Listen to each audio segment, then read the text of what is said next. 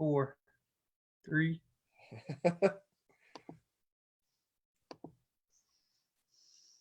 Well, it's there it all is. right. We're live on Facebook. So hey, I want to welcome everybody back tonight. As usual, we have our co-hosts David Garrels and Dr. Matt Goodwin, who are joining us tonight for our discussion on books. But we have a special guest, famed author and part-time comedian, beloved faculty member and professor, Dean of Academic Success, William Woods, who's joining us tonight for our live broadcast. So as we go through, if you want to type in your comments on Facebook and let us know that you're watching with us. If you have any questions you'd like us to answer, you can put those there. Or if you just want to tell us your answers to some of these questions and share it with everyone who's watching. So tonight's topic is books and literature. And so we're going to avoid comic books. So I'm going to sort of push those to the side and say, because we kind of had a superhero discussion, and we might do a whole other episode on villains later, or we may parse off comic books, and we had the whole Avengers versus Justice League discussion, and the Justice League won. And but tonight's all about books. And so my very first question for our panel is to get us started. What is the first book that you remember reading all the way through, like a real book, not Dr. Seuss? What's the very first book you remember reading? And I'll start, since this was a surprise question, wasn't on the pre-list. It's a good one. But my first book that I genuinely remember reading all the way through was Lord of the Flies. And so I remember as a kid, I read it, and it wasn't for school. It was, I think my mom gave it to me, and it's 8-year-old boys on an island. And I was about that age when I read it, and everything about it connected with me. Living in the woods for the first time. This is right after we moved. I grew up in a city, but we moved to a farm, and I just imagined myself in these woods as a feral child, on an island, and what I would do. And so I just became engrossed by that book. But that was my first book, Lord of the Flies. How about you guys? Who's typically next? Do you just throw it to the panel, Charlie?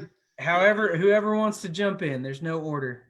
Well, I'll jump in since I'm a guest. Thank you all so much for having me. I'm so excited about this. It's always fun when an English teacher gets to talk about literature, books, etc. Charlie, this is a surprise question. It actually works into the one I'm going to be talking about a lot. I think I've got a couple of firsts, and so I remember banging around a little bit with the kind of kids literature. Then the kids literature gets a little more serious. Then you have things like, the Cricket in Times Square. I remember that because of the cool artwork. I remember the Jungle Book. Rudyard Kipling's The Jungle Book was very huge in my family. We did a lot of good stuff with that. My dad would read it to me, and I remember enjoying the pictures and that old edition with me. But I think the first one I sat down and read, kind of by my just Lord of the Flies for you, was The Hobbit by Tolkien. So, which makes sense because it's going to influence me in all my studies and all my graduate work and a lot of my literary choices. But I remember actually camping with a friend and reading that all the way, just kind of, that was one of the first big grown-up books I ever read. Cool. I'll jump in next then, because that's mine also. Dr. Woods is nice. The Hobbit is the first one I read all the way through, and really helped set the stage for, I guess it's kind of books that I wanted to read, I guess from then on, for pleasure.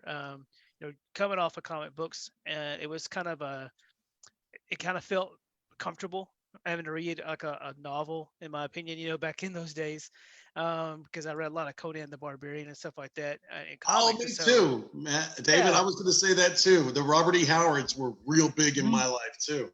Oh yeah. Yeah, and so the Hobbit got me started. Yeah. So I did the Hobbit first, and then into Beowulf and all the Robert E. Howard books and stuff like that. So yeah, the Hobbit for me too. That's my first one I remember reading all the way through. Wow. So probably the first book I read is just probably above graphic novel status. So but I was a huge Indiana Jones fan growing up. so it wasn't just the movies. They had like, I don't know how many books that came out with that. And I remember them. Yeah. I just remember sitting down and reading Little one. paper Yeah. guys. Yeah. Those are probably the first books that I really I remember sitting down and reading all the way through and then picking up the next one because I wanted to know, right? And then getting disappointed when I get through all the whole series and realize that, well, now I gotta go back to like young Indiana Jones, and that's not really the same thing. So, so not quite as elite as the books you're describing, but that was probably my first. It was a fun one. They were fun stories. Yeah, nice. So, these the first book can influence you, and one of the things I've seen with especially now is we've gotten away from reading as kids, and I guess it's just because phones are so easy to get into. So I would imagine it takes a really good book to capture somebody from beginning to end. And once you sort of learn to dive into that, I feel like it's a world that it's hard to dive out of. And so you'll see some kids that just can't put books down. And that's always, warms my heart. But that sort of goes into our next question, which is, what is your favorite book? If you, it doesn't necessarily have to be world changing, but the one book that you say, okay, I can read this one over and over. I love this book. So favorite book of all time. You want to go first, Dr. Huber? No, you go ahead. I know which one yours is. Okay, that's it. So I brought my copy, and David's gonna appreciate that one. He came over for Monday Night Fiction last year and taught 13th Warrior. So favorite book, and there's so many. I mean, it's hard, but if there was one, right, you get to be, this is it. This is the one you're gonna live by. If you're on the desert island, if you're in quarantine and there's only one book on your shelf, it's gonna be. So I do Beowulf, and I'll tell you how it came to me. Beowulf came to me. I'm so glad David mentioned the Conan series, because from The Hobbit, I remember I was a science fiction kid, so I did a lot of John Carter of Mars, Carson of Venus, a lot of Edgar Rice Burroughs, and then I found they're in my office right now. Y'all can come by and visit sometime. I think some of y'all, Dr. Goodwin's seen him when he came to visit. I've got the old Ace Bantam books of Conan the Barbarian. Yeah. And I started reading those, and it was like, man, this is so good. This was just really, really heavy duty stuff. And I go back and read those from time to time, and that's still pretty good. That's pretty elevated. I'm thinking I was like in 6th or 7th grade tearing through these things, and little Dungeons and Dragons dork as well. So that inspired me to play the games that I'm playing. And man, I remember those series. And so that got me to, everybody had to do Beowulf their senior year in Texas high school, right? I don't know if they do that anymore, but I had this really great professor who was, of course, an inspiration that would lead me to go on. High school teacher, Mr. Dwayne Schroeder, who taught us Beowulf, and he had us do Anglo-Saxon, and he had us do the introduction. It was just for me, it was like, well, this is probably what I want to do the rest of my life. I want to teach Beowulf the rest of my life. That's awesome. I'll go next. And I actually, so my favorite book, and this is interesting because I love fiction, but a few years ago, I made a very intentional choice to read fiction and then nonfiction, because I found myself just diving into books about dragons and magic. And, it's all the same thing, A Hobbit, Lord of the Rings, all of those books, all the Conan books, the Xanth series. And then I would go into all of these fantasy novels, and I would get lost. And then I realized, hey, if I'm going to be a professional in higher ed, I need to read some nonfiction books and sort of improve. But what I found was I really like the nonfiction because it challenges me.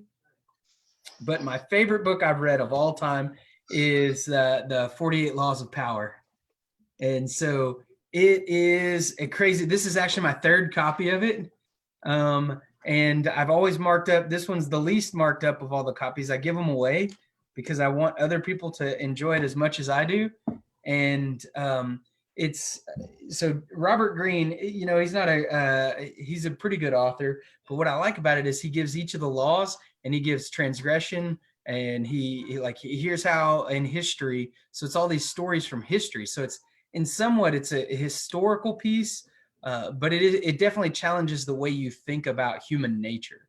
And so I can pick it up and jump into one of the laws and just look at that, or I can read it beginning to end. I've enjoyed the book because I've been able to slice it and dice it. But it was that challenge of going back and forth between fiction and nonfiction, and I end up picking a nonfiction as my favorite book of all time, Nice. which really started it for me. This book, a friend, was the very first real nonfiction that I read and kind of got excited about. This was in college. I was at a conference, and a professor from Harvard, of all places, was having dinner with me on accident, and had gave me a copy of the book. And he said, "You should read this book. You seem like you would really like this book." And I read on the plane or started it on the plane ride home, and I just couldn't put it down. So Nice. that's mine. All right. Well, I'll jump in. Favorite book of all time, probably because I've read it multiple times. Comes from the author James Patterson and Andrew Gross. It's called The Jester. I don't know. I got it sitting right here. Bam. Right. And I don't know. It's just a book that I could pick up and read consistently over and over again. I just find that, the characters, I'm a character guy, so can relate to the character in the story, and kind of put myself in his place and see the story as I'm reading it as if I am that person, right? You really, really kind of dive into it, so What's it about, Matt? What's the give us the 2-second take? Pretty Can you much do it as- the jester. It's about a jester, so it's in the medieval times where this noble landowner who is kind of terrorizing the people, right? The typical storyline there. But this guy, he had to go away for war or whatever, he got recruited, and the noble at the time comes and kind of abuses his family. I think his kids die, and his wife ends up in kind of servitude to the noble within the castle and the kingdom. He comes back and finds all of this out, and he decides, instead of just saying, oh, whatever, and instead of like storming the gates, that he's going to become the court jester and kind of work his way into the castle as the jester, Nice. and start to pull the strings of the court until he can find his wife and save his wife, right? Nice. So the whole book is kind of how he sets all of that up, and a bit of a revenge story, but it's done in a non-traditional way. So instead of having the hero of like picking up a sword and going into battle, he uses his wit and uses it against everybody along the way, and at the end of the book succeeds within the story. But it just really captivated my idea, which I think also influences a lot of, when I write stories and characters, it really kind of influences the type of like heroes that I'm drawn to or write about or create myself. But it's a book that I've read multiple times. If I'm looking for a read, I don't mind reading it again, even though I know, what the next page is bringing. Nice. Cool. All right, and then for mine, you guys probably already know it, but it's The Hitchhiker's Guide to the Galaxy by Douglas Adams, and I have the 6-part trilogy, is what he likes to call that.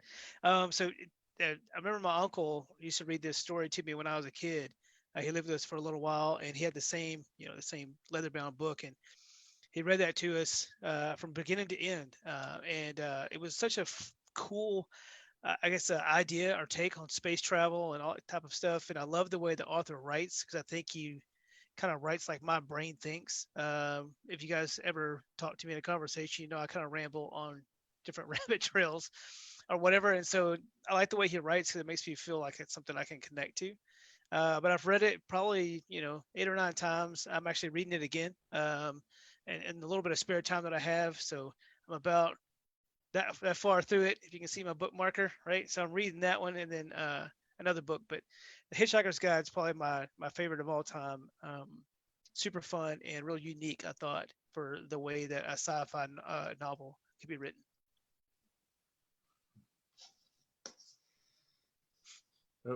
So we're going to go off of our script a little bit and go. Miguel Hopkins asked a question, and it's a good question. He asks, "What is one book that you feel should be made into a movie, and why?" Ooh, that hasn't been. That hasn't been. Yeah, man. Nowadays, the Hollywood's pretty suffering from good ideas, so they're making every book into a movie. But what's one book that you've read? And I mentioned this book in one of our previous episodes, but for me, I think this would be a cool series. Piers Anthony wrote a series called The Incarnations of Immortality, and it's about the seven gods essentially and how humans become gods. And so each book is one god, and the first one is on a pale horse, and it's a guy who's about to commit suicide, and in his journey in his decision to commit suicide, he inadvertently becomes death. And so it was death's time to give up the mantle of death, and he switches. And so there's a lot more to that story, but then he has to learn how to become death and manage the office of death. And then so each book, there's one on fate, there's one on the god of war. And so each it's really interesting magic, and it's kind of its own world. Father Time's one of my favorites in the series because he lives backwards. So his time is opposite of everyone else's. So it kind of ties in all of them. But it's just a really neat and unique series that I think is Piers Anthony he's a prolific writer. This guy writes one novel like every 4 months. Yeah. And I mean, he's just pumping them out. And anyway, and he's been doing it for years. I don't even know how old he is at this point, but he's been cranking out novels since the 70s. And so I think this would be On a Pale Horse was his most commercially successful novel. And the rest of the series just didn't catch on as much as that one. But I think that would be one book that would be cool to see as a movie, or one book series even possibly. So I'm getting ahead of myself on favorite author, but I think a novel, a memoir that's never been made that would be a great one is Hemingway's Movable Feast. So they've made a bunch of Hemingways. A lot of Hemingway novels have been made into movies. In fact, the reason I thought of that one is because I think it's time for a new Farewell to Arms. Actually, there's a lot of them that are great. Hemingway's a really good storyteller. He hated the movies. He would sell his stuff off. He never liked the way they were worked. He was, he'd be brought on set and be combative as a consultant and things like that. But Movable Feast is Hemingway looking back at his time in the 20s in Paris and all the guys he's running around with. Joyce and Fitzgerald and Gertrude Stein is there. And it's just him. It's little vignettes. It's really well written. And I think it would make a really good film that nobody's touched that one yet. They came close. There's a Woody Allen film with Owen Wilson where he goes back in time. He's a writer and he keeps ending up in Paris. Midnight and he Midnight in Paris, and he wakes up and he's in the 20s with Hemingway and all the guys. So they kind of came. Woody Allen borrowed a lot from it, but I think Movable Feast would be the one I would turn into a novel, into a movie if I had a choice. David, you got one in mind? I do actually. I have two, so I want to cheat just because. So one of them, and thanks to Miguel for that question. It's a pretty good one. But one of mine, I wanted to see made into a movie ever since I read it. My first year, that was my junior year in college. It's the first time I didn't know this book existed, but The Silmarillion by J.R.R. Tolkien. It's kind of like describe that if you've never seen it. It's like the Bible for the Lord of the Rings, right? And it's Tolkien's lifelong work, and it set the stage for, I guess, the Hobbit, the Lord of the Rings, all of that, and really the story of the Lord of the Rings and the Hobbit are like 3 or 4 pages in the book of the Silmarillion. It's because it's so vast. So it explains from creation all the way to the end of the world, and it's so good. That's this picture right here. This is Fëanor with the 3 Silmarils. I think that would be such a good story to watch that on film. So that's my number one, and then I'll cheat on the trilogy, which is this book in the corner called Seventh Son. It's by J.C. Hutchins, It's a like a podcast novel. So that's kind of I was introduced to it by a friend of mine named Alan Minter. But this book is unbelievable, and so each time I'm in between podcasts or books or whatever, I'll listen to the trilogy multiple times. And I don't want to give too much about it because surprise is part of the book, but um, it's about cloning and the future of cloning and kind of how that would work. And the uh, the alpha for the seven clones with seven sons kind of goes rogue, and the betas have to use their wit and their memories, which are not really their memories, to hunt down the bad guy. And so it's super cool the way that he introduces all the characters. It's a lot of fun. I think it would be entertaining if maybe not three movies, but at least one good one. Uh, would be great to watch. So if you guys know any super famous, directors who are looking to do a sci-fi flick, that would be awesome. Wow, I'm not real sure, but for the podcast storyline idea, I think the We Are Alive would probably make a pretty good, fun movie. Maybe, right? The podcast is so good.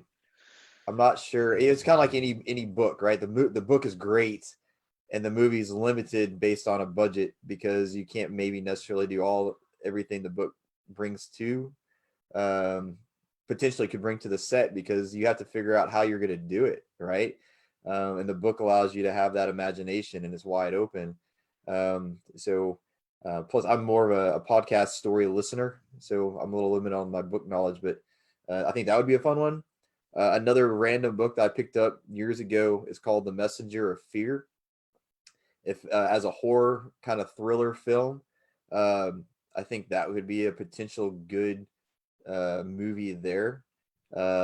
It's kind of like the idea of the Grim Reaper, right? But you as characters in the book make, let's say, certain decisions, or that could potentially lead to death, and you get an option. This person shows up, death shows up in front of you and says, well, you know, either I take you or you could do XYZ. And XYZ is usually a game that has to be beaten, that's almost impossible to beat, to outwit and beat death in that moment to continue on your way. So that could be fun. I don't know, the horror movie film and things like that nowadays tend to be more of the thriller, gross type of stuff. So that could be potentially something that could add to that sort of genre of filmmaking, from a book perspective. I don't know.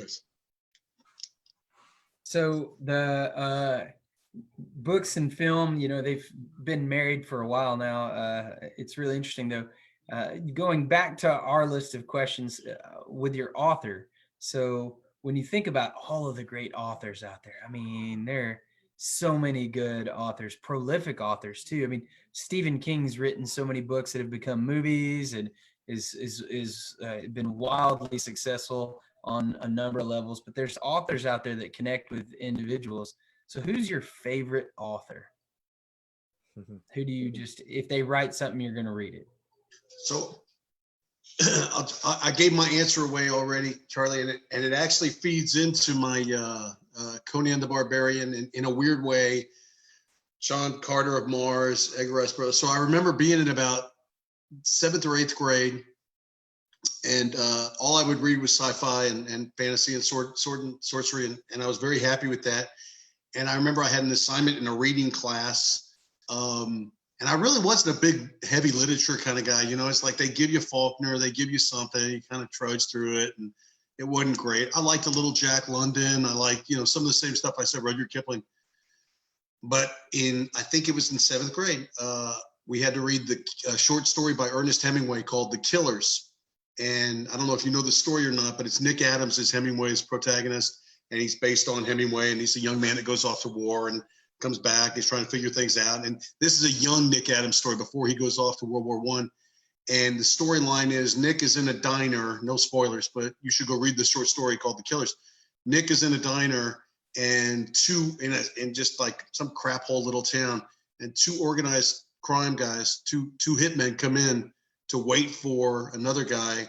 And And I remember I can put myself, as all good literature is, I can put myself in my bedroom in 7th grade in 1977 in Coppers Cove, Texas. And I can even see that goofy reading book that was like, oh, I have to read this story for class. And it was so good and it was so powerful. And I remember even thinking, what is this? Because it was just the right time for me to make the jump from comic books, from short stories, from sword and sorcery. Never stopped loving science fiction. In fact, it's my all time. It's still my favorite genre. But I remember reading that Hemingway story, and I remember putting it down and thinking about it. And it was kind of like the whole world of literature opened to me. And I went to the library the next day, like the little library dork that I am, and I got a collection of his short stories, and I read it like that was a Wednesday through the weekend, and I just have never looked back.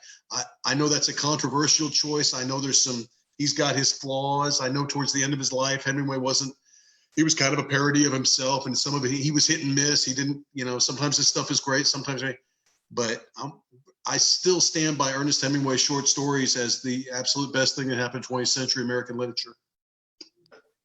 So, it's hard to pick an author that just connects, because there's so many good ones. And so I referred to him earlier. So in junior high, Piers Anthony was my favorite author. My brother Jason, David, and I think we read at least the first 15, 20 of those Xanth novels, starting with The Spell for a Chameleon and going on through, all of those.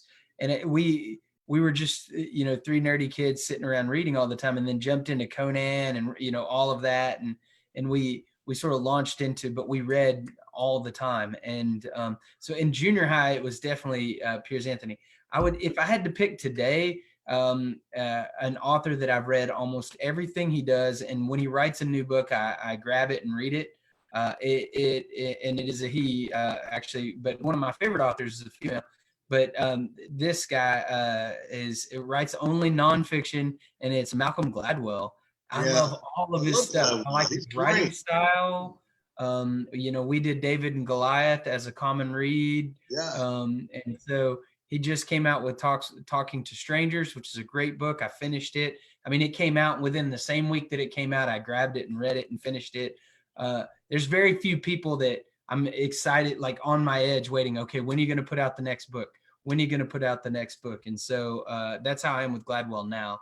If I go back, I mean, there's certain authors that I had phases in my life where I read a lot of their stuff. And I think we all do that. And like you said, you can picture where you were, almost like music. You hear a song and you can imagine where you were when you heard that song. I can imagine, sitting under this tree and reading this book, and like the Wheels of Time series. And so just I remember exactly where I was in the woods behind my house, where I would go and had my little spot to read. And so with Gladwell right now, though, I've just eat that up and find ways to relate that to my work as a dean of students, to my work as a dad, as a friend, all of these things in life in general. So Gladwell is my guy for now. Let's say for me, the one author that I read book after book after book was James Patterson. I don't know. I really enjoyed his writing style. I like the short chapters within his book, so I could just blow through the book, and then I'm ready for the next one. The series Alex Cross, when that came out, I mean, I was pretty much on top of that one. Every time a new book of Alex Cross would come out, I'd grab it because it would almost continue the story for me of that specific character. But then I ventured out into some of his other writings. So there's a lot of different varieties of books that he has come out with. I think we'll talk about like a series here in a few minutes.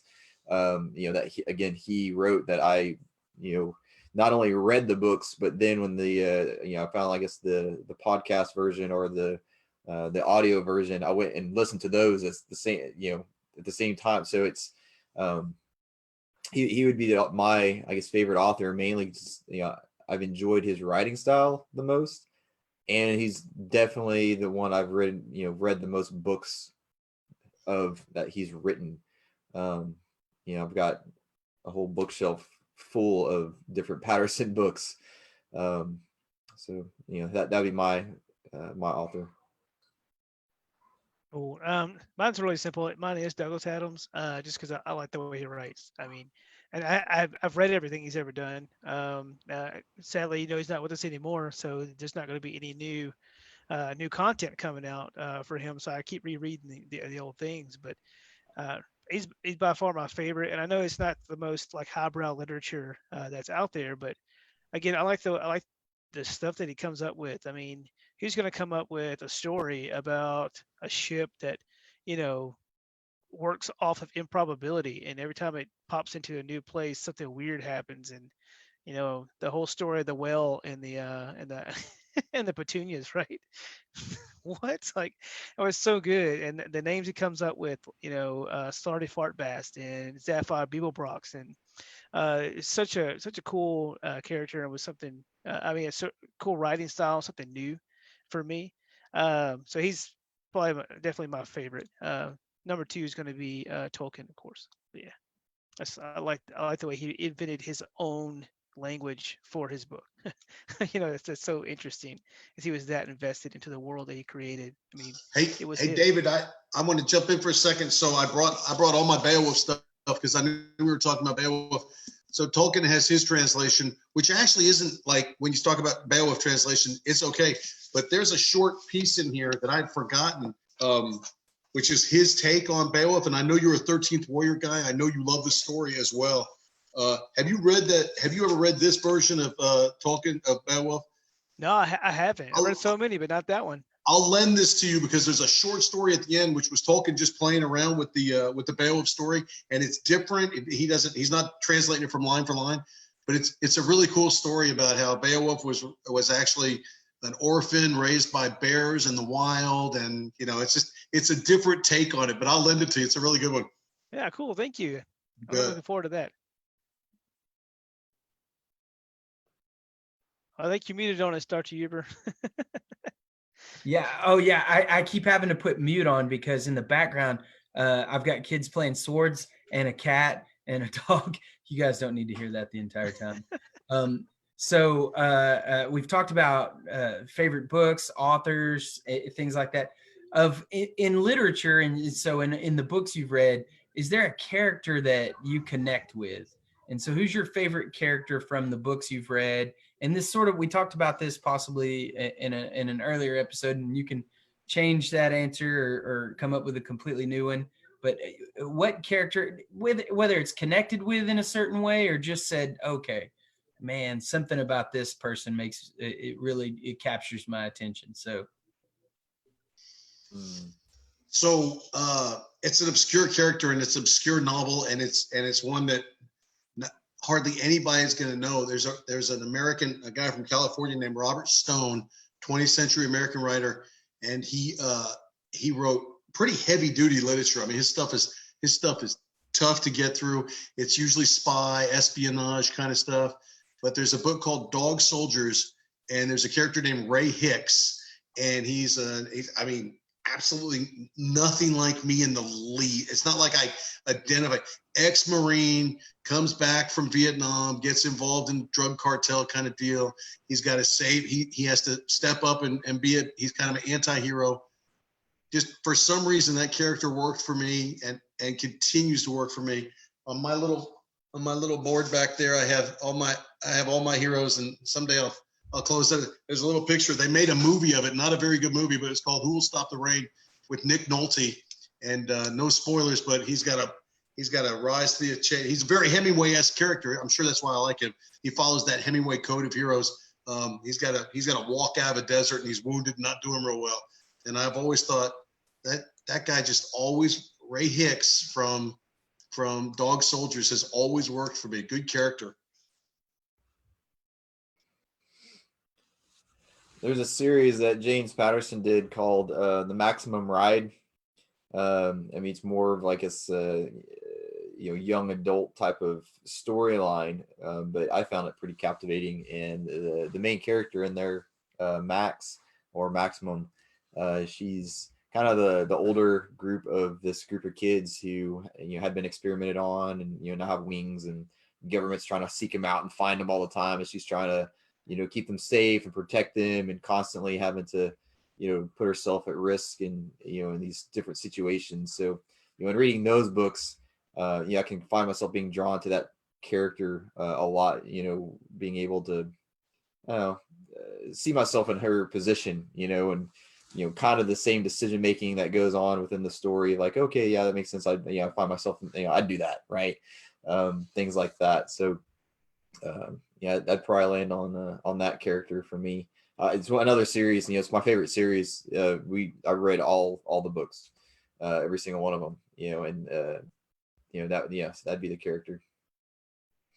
Cool. I guess my character that I identified most with is probably Arthur Dent from The Hitchhiker's Guide to the Galaxy, because he's kind of like, he's basically a clueless dude. And so I know it doesn't sound completely positive, but I find myself a lot, especially growing up, I'd get into a situation where I didn't know what was going on or whatever, and it seemed like everybody else knew what was going on except for me, and I had to be the guy that was catching up all the time. But the perseverance of that character too, to adjust and to change, and to grow and to eventually normalize into the world that he's finding out more about, I think is why I connected with him so well. Plus, he's kind of seemed a lot of times to be like a down on his luck kind of a guy, which I was when I was younger, and so I identify with him a lot when I was growing up. And I think probably one of the characters I like most, especially here recently, is Harry Potter. Charlie's going to laugh on that one, but not so much from not book 5 and book 6. We're not talking that Harry Potter, but one through 4 and 7, right? Especially the first one where he knows that there's got to be something out there better for him, right? He's just never seen it, and he's not living the life that he wants to live, and then all of a sudden, this whole new world opens up to him, and he loves what he's become. And that was me transferring from graduation from college into getting into student affairs and being a student activities director. And I didn't really know what I wanted to do, and all of a sudden, I got this job at little old Long Morris College in 2005, and it changed my whole world. And I was like, wow, that's exactly what Harry Potter must have felt like. Is you're living this the whole time. You don't know where you want to go, but you know something better out there for you. And then all of a sudden, the doors opened. There wasn't no giant Hagrid, but it was good enough. And so those are the two characters. One from a younger time period, one as I'm older, that I identify most with, are my favorite characters. David says that, and the only reason I would laugh about Harry Potter is because he's my least favorite character in one of my favorite series. I love that book series, and I think J.K. Rowling to go from where basically a waitress in London, or I don't know, was it London? Somewhere in England, to write a book series that changed reading for so many children around the world. It was amazing, just an amazing thing that she did. But my least favorite character in that entire book series is Harry Potter. I feel like Hermione Granger. Here's a woman writing a story about wizards and witchcraft, and the best character in the whole book series is Hermione, and it's not named after her. She's my favorite. She's the real hero. She's the smart one that saves the day time and time again, and Harry's just there. But that's my opinion. But I would say all heroes need that person though, right? Because like every hero fails the whole time until they finally step into their own, and she's the one for him, right? Yeah, I can see that in a lot of different books. Like he was there for her. She's the real hero. Well, it's like Han Solo and Luke Skywalker, right? I mean, obviously he's way the hero of this whole story, right? Yeah, I mean, he's way more skilled. He's got way more experience than Luke does, and he kind of mentors him and saves his butt quite a few times. And eventually, Luke steps into his own, and then next thing you know, he's the most powerful. I think Harry did the same thing towards the end. I don't think she would have sacrificed herself like Harry did. Just me. Maybe Weasley. Then Weasley's number 2. Harry comes in 3rd place in this race, in my opinion. But so that's another topic. My favorite characters really you know, I talked about Bink from the Xantha novels, who sort of launched my junior high reading career. But I think one of my favorite characters, one of the most interesting characters. So Stephen King wrote a book called the Dark Tower series, or wrote a series of books called the Dark Tower series.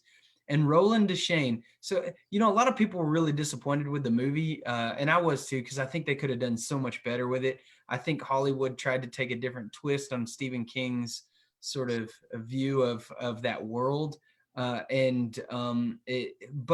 the book captured my imagination, and that character was so cool. I mean, He's so cool, Charlie. That's a great series, and Roland is absolutely one of the best characters. He's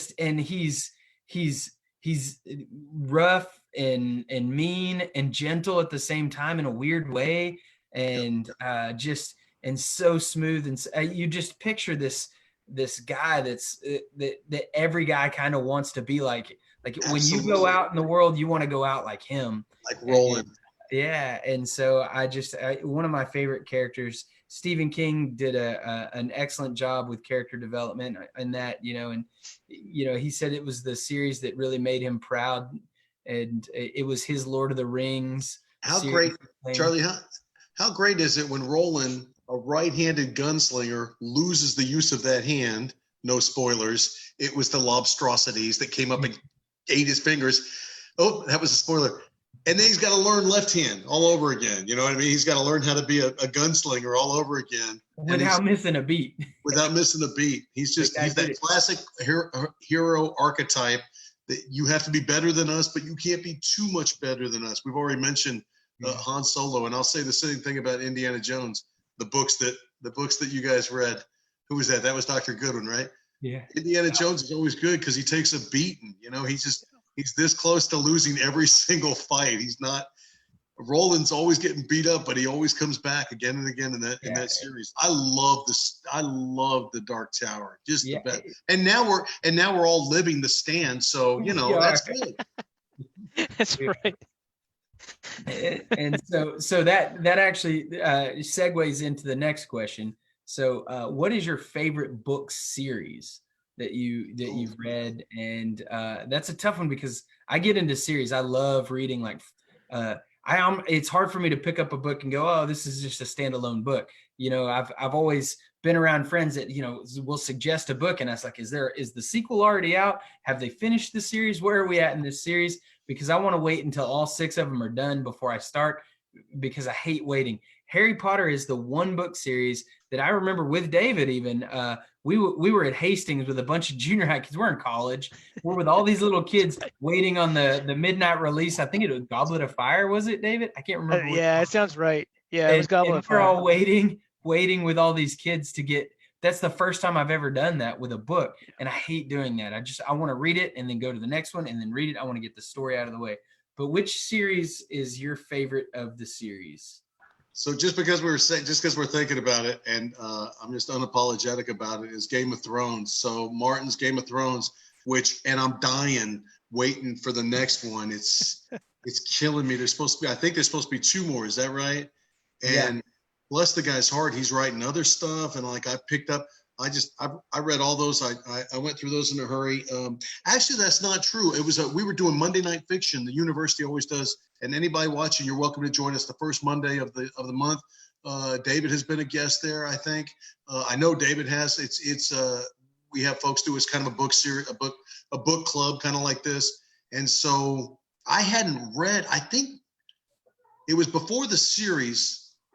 I can't remember the time frame, but whoever was putting it together at the time said, we want you to do Monday Night Fiction. And again, English professor, I'm doing Fitzgerald and Hemingway and Faulkner and stuff like that. They said, would you do Game of Thrones? Would you do the first one of Game of Thrones? And I was like, yeah, I mean, that sounds cool because I like that kind of literature. And I read that one, loved that one, taught that on Monday Night Fiction. It was one of our best Monday Night Fictions. It was packed. People wanted to discuss it and talk about it. You know, it was a lot of fun. And so then after that one, I'm getting old, so I'm reading all my stuff on my iPad now because I like making big print. I had all the novels lined up, and my son and I, y'all met Thomas last week. Some of you know Thomas Woods. My son and I read those at the same time. So now we're just waiting for him to finish. And I swear, if George R.R. Martin dies before he finishes this series, I'm going to be so upset. So I'll go next with my favorite series, and Game of Thrones, Dark Tower, Xanth novels, all of those sort of rise to the top. The incarnations I mentioned of immortality, the one I'd like to see as a movie. I liked Catching Fire, but my favorite series is actually one that I've read a few times, and it's the Wheels of Time. And so Robert Jordan wrote these, and it's just a great series and such a nerdy series.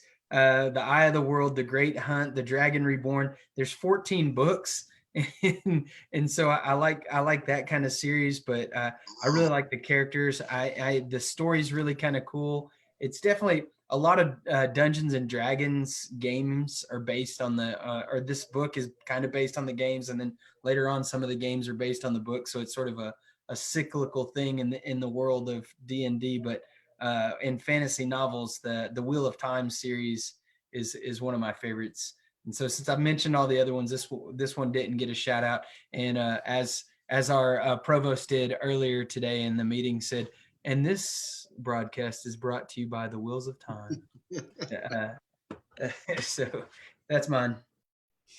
Awesome. Well, I kind of mentioned mine earlier, but the Maximum Ride series from James Patterson is one that I read and waited, and have to wait for the next book to come out to wait and see. But like any series, to see the character growth from book one to the final was really fun for me. Even though this is more like a young adult type of book, it just caught my attention. Probably it's the fantasy world. The kids have wings and have been experimented on. So it's kind of like that cross feeling of like X-Men and some comic book stuff like that, but placed in a little bit more of a reality of like a James Bourne type of feel to it, right? They're always having to stay one step ahead of these government agents trying to seek them out and collect them and bring them back, and more mutations of other kids happen and then send them out after them, and you kind of have these different multiple type of characters that are created from the mutations, and then there's those dynamics that have to happen between the main characters of both sides. And I don't know, it's kind of caught my attention, and I could read it all the way through. And you do get frustrated when the next book, right? You're like, okay, I'm done. Where's the next one? But I don't know. It's kind of sad to say, from this conversation, I've realized that I haven't spent a lot of time most recently with the paper hard copy books. I've transitioned more to like the podcast audiobook route. So I'm getting a lot of my stories from that realm.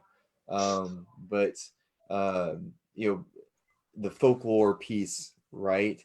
There's a podcast that I'm listening to right now that would make a really good. It's probably a paper copy of a book out there that's really similar to it, but it goes through all the different folklore stories across all cultures of the world and talks about different monsters and monstrosities or stories. So I'm kind of into that right now, but it's a consistent series that's been going on too. So I've gotten a little bit more electronic nowadays. Yeah. I think mine's really tough because there's so many of them that I like out there. But one of my favorite series I've read is the Fate of the Jedi series, which is obviously Star Wars, but it shows the new kind of creation of a new bad guy, and it's actually it's Jason Solo, which is interesting because the new Star Wars movies that come out, when you have Ben Solo, right, is the new bad guy, and I was a bit disappointed in the film when I first watched it because I was like, what's going on? This is not canon, right? This is not in the books. There's tons of the novels out there, but this one was so great because there's twins, Jason and Jaina Solo, and so it's a story of them, and then Luke Skywalker's son, which is his name is Ben, so it's Ben Skywalker, which is really awkward the way they did what they did, whatever. but it's the slow, I guess, story of how Jason falls to the dark side and hunts down his brethren and stuff. So it's super interesting. It's the first time I saw like a new bad guy out of the people that you grew up, loving, the whole time. I mean, yeah, sure, you found out Darth Vader was Luke Skywalker's dad, but he was a bad guy before he was, part of your group, right? And so to see somebody come from Princess Leia, like who is like the epitome of hope and goodness in all the series, right? And her son becomes, the next kind of almost Darth Vader type of a character was so interesting. And so I love that series, and I go back and I have it on CD now, so I'll go back and listen to that while I'm driving. Uh, um, so that's probably one of my favorite series of books is that Fate of the Jedi series. All right, man. This makes me want to get off this call and read a good book. Actually, I'm really interested in Tolkien's take on Beowulf now. Yeah. I haven't read it. It looks really good. So one of the next question I want to ask is, have you read a book recently or in the past that just really kind of changed the way you saw the world? And I'll start. And so I passed out copies of this book all over campus, hoping that it would change everybody else's view of the world too. And I'm not sure that it did, but it's The Subtle Art of Not Giving a F. And so the reason I like the book is it's sort of this millennial, his take on grit. And so we talk about grit, and and he tells these really interesting stories. He traveled, he's a decent author, but I like his take on, he talks about dating in Russia in one part of the book, and it's really interesting how it hurt his feelings. He went on this date with a girl, and she just like halfway through, like, I'm done with this date, and got up and left. And that's, in America, we would never do that. We're too polite. But and he explains it from a cultural perspective. And so, and the book is about learning to sort of be gritty and trust yourself, and not be, not take things so personally. I mean, The Subtle Art of Not Giving a F really is about his journey of self-discovery. But he gives great examples of like Dave Mustaine and his start with Metallica ends up making Megadeth versus Best's journey with the Beatles. He takes those two stories and he parallels them, and it's just an interesting take on it. So if there was one book in definitely my recent history, the past 10 years or so, that's changed the way I see things, it would be that one. There's so many. I mean, I could go on and on. So I'll go back a few years to, I made it off to college, and I was studying English and creative writing, wanted to be a creative writer. And I was following kind of all the traditional writers and keeping up with all the, just kind of reading the serious literature, the heavy literature. And because of a film, this is a film that got me to an author, a film called Barfly starring Mickey Rourke. It was the 80s, kids, and Mickey Rourke was glorious. He was just, he had it. He was not what you know as Mickey Rourke right now. He was great. And so there's a film about a character named Henry Chinansky, who is a down and out poet, bum, writer, street fighter, barfly. He's a drunk. He's kind of a beat up old drunk. And I remember watching the film and going, and I was with a friend of mine and said, that's a real person. That's a real guy. And I was like, what? So I started to investigate a little bit. And the author's name is Charles Bukowski. And Charles Bukowski he's kind of a minor beat poet for a while. He was kind of a big deal in the he was never a big deal, but he kind of broke through, and now he's kind of trendy, and people sort of understand, oh yeah, the drunk writer from Los Angeles. And so the first one that changed the way, I guess I said, it was a time in my life I was like, am I going to do this literature thing, or should I go get an MBA? Is it time? Am I going to just be a starving poet my whole life, or am I going to study something? And it was that same time frame. There was a book of poetry called War All the Time by Charles Bukowski, which is fantastic because it talks about how you don't have to fall into that sort of artist self-destruction kind of thing. He was a very self-destructive guy. And then the book was Ham on Rye, and it was Charles Bukowski's growing up in Los Angeles and going to be a writer. And that was the thing that kind of pushed me to, okay, I'm going to stick with this. I enjoy writing. I'm going to stay with the English studies. I went on to write my dissertation about him, which was cool. I got to read a lot of Bukowski. I found this online the other day. It's horrifying to find your early work. Somebody's now copied my dissertation. It's out there in the world. I'm not giving it to you because it's not good. I went back and read it and was like, oh man, this is really bad. It's all right. It sounds like a dissertation. But it was neat to work on my literary hero, Charles Bukowski, at a time in my life where I was like, this is a book that will absolutely change. Ham on Rye is the book that changed the way I continue to look at literature and continue to write and continue, even in the midst of everything we're in, the crazy life that we're in, everything's going on. I still try and keep a journal. I still try and write. I still crank out some short stories once in a while and try and put some stuff out on the market. So very Bukowski. Nice. There are, I guess, two books for me. There's one that Dr. Huber introduced to me called Rules for a Night.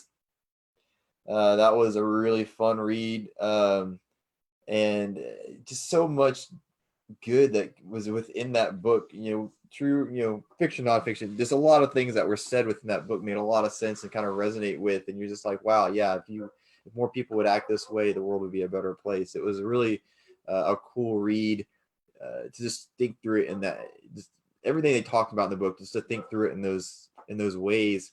The other one I picked up for a common read, for the Mountaineer Leadership Learning Community, called The Wise Fool's Guide to Leadership. It's more of just a fun book, but it's a different perspective from essentially the viewpoint of what I would consider a jester type of character, but a wise person that everybody knows within the land that seeks out for his opinion, right? And he gives his own perspective of situations in a way that's a bit controversial. And after reading it, I started thinking of, how true that is, where everybody has their own viewpoints of what's going on around them, and then how that could either be a good or bad thing depending upon the company that you keep around you, or how just someone's opinion can influence so many other people or circumstances or situations or things. So just as a controversial type of read, and kind of just like a fun read to see how different perspectives can kind of clash, was interesting to me, and one that I'm gonna again use this upcoming school year to have the students see through a different perspective than their own, and a different perspective meaning that it's kind of out there, right? It's really out there. But just as an example of not everybody sees things in the exact same way, and that's an okay thing. And then leading into the idea of respect versus just the idea of following along, right? It's okay to have differences of opinion, right? So that was the second book for me. Cool. I guess one of the ones that really changed the way I see the world was pretty young. In high school, we had to read two different books. One was A Brave New World, and the other one was 1984.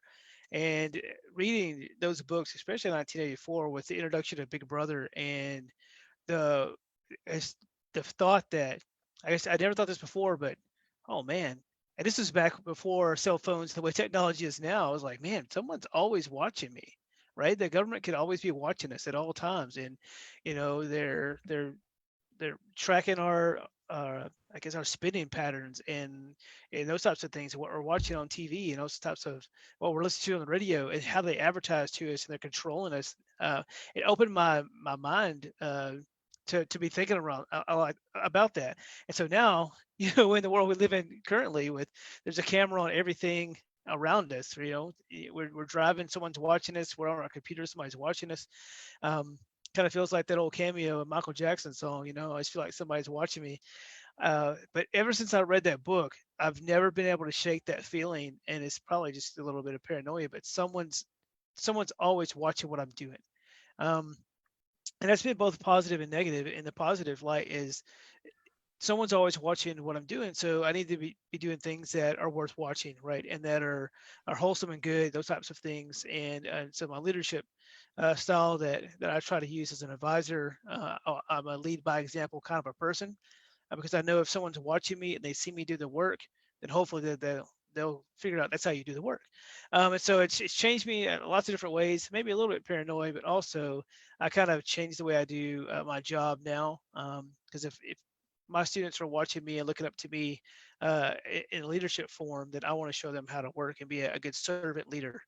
And I think that's kind of probably the best way to go. And now that I have kids, who your kids watch you all the time, right? Try to watch what you say and how you say it, those types of things. And so that opened my mind up to that way of thinking.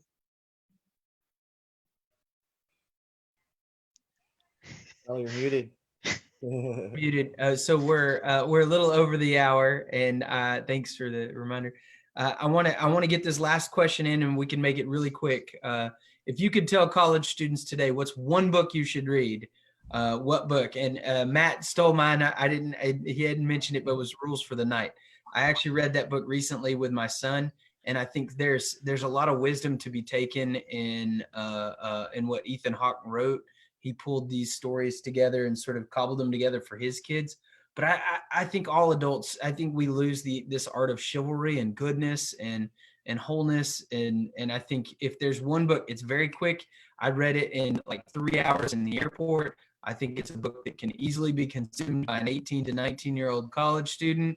And if we could get more people to think along those lines, I think the world would be better. So mine is Rules for a Night. One book a college student should read. Yeah, I'll go next and disagree with that because I also read that. It was a really quick read, and I agree with everything Dr. Huber is saying about the book. And I think the most fun piece about that read is you're not really having like aha moments. It's like, yeah, you're right. I know that. Like, it's one of those books where like it's not that you forget about it, all the things that he talks about in the book. It's just it's not at the forefront of your mind anymore, and you start thinking about your surroundings and how some of the things that at one point in time in our history were important to pay attention to, and mannerisms nowadays are not there for whatever reason, right? I mean, there's a whole other topic of conversation, but to have a book kind of bring it back to the front and make you kind of think about it, I think would be a good thing for anybody to read.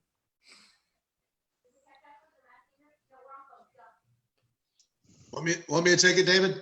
Yeah, go ahead. I'll say the one book that every college student should. I'm completely leaving literature and I'm completely leaving science fiction. I'm keeping it. I wish every single student, every university student leaving the university would have read Howard Zinn's A People's History of the United States. That's a little bit of a controversial choice. We're going to get some comments on Facebook. Sorry, guys. Howard Zinn is a Marxist critic who looks at no matter what your political leanings, it's absolutely fascinating to see everything that you've been taught in high school and even in college, and then the history of the people. It's a people's history of the United States. It's from the common guys, common foot soldiers kind of point of view. Nice. Awesome. I struggle with this one because it's tough to pick just one book. But one that I think is very interesting, I guess, and it's super old, right? Some of you guys might have read, some of you haven't, but it's Plato's The Republic. I think will be something that everyone should read. Because Good choice. Good thank one. you. Or play. Yeah, or play. Play the game. But way back in in ancient philosophy times, right? Way before obviously what the state we find ourselves in now, the ideas on government are still the same, right? The struggles that governments go through are still the same, and we've not been able to solve that problem over all these years. And so to know that some of the things that students are currently thinking as they're coming into their collegiate journey about the world and the way government works and all the media that I guess, spins it however they want to, that it was the same way all those years ago. And so it's a human condition that maybe we'll never figure out because I guess because the way humans are, right? Where a lot of us are just flawed, and trying to find a perfect governmental system is something that's so difficult. And because the people who run those governments have the same flaws that we have, but we put them on such a high pedestal and expect them to be perfect, and they're never going to be. And I think that will be an eye opener for a lot of students. Wow, that's a good one. I didn't even think about that, but you're right. Those are both good. I actually haven't read the People's History. Oh, buddy. I'm gonna have to read it. It's readable, it's accessible, it's not too difficult, but it really does open your eyes. You're like, oh, I thought that this was how this happened. Yeah. And the guy's credible. I mean, it's not fake news or anything. You read something about the American Revolution, you go, oh, it's a real eye opener. That's cool. Yeah, I've got a list of books just from our discussion. Oh, I need to read that one. I forgot about that one. One of my favorite points from the Rules for a Night, and it something Matt said that made me think of this is about friendship. And I consider all of you on this call my friends. And what's great about it is he says it's easy to be someone's friend when times are hard. And that's not the sign of a true friend. A true friend is someone who celebrates your successes, genuinely celebrates your successes, because they don't see you as competition. They're not jealous of you. And so something that like Matt was saying is very intuitive. You know that, but when you really think about it, it prompts that. And so I wanted to end with that and say that I consider all of you friends, and I'm really glad that you're able to join us tonight here on our Facebook live stream. We'll post this to YouTube. And if you're into books, jump in. I know we do Monday Night Fictions. I often tell people the most important trophy case in your house is your bookshelf. So thanks for joining us tonight. And we will see you guys tomorrow night. What's our topic tomorrow night? The great outdoors. Yeah. Great outdoors. Yes. All right. So see you.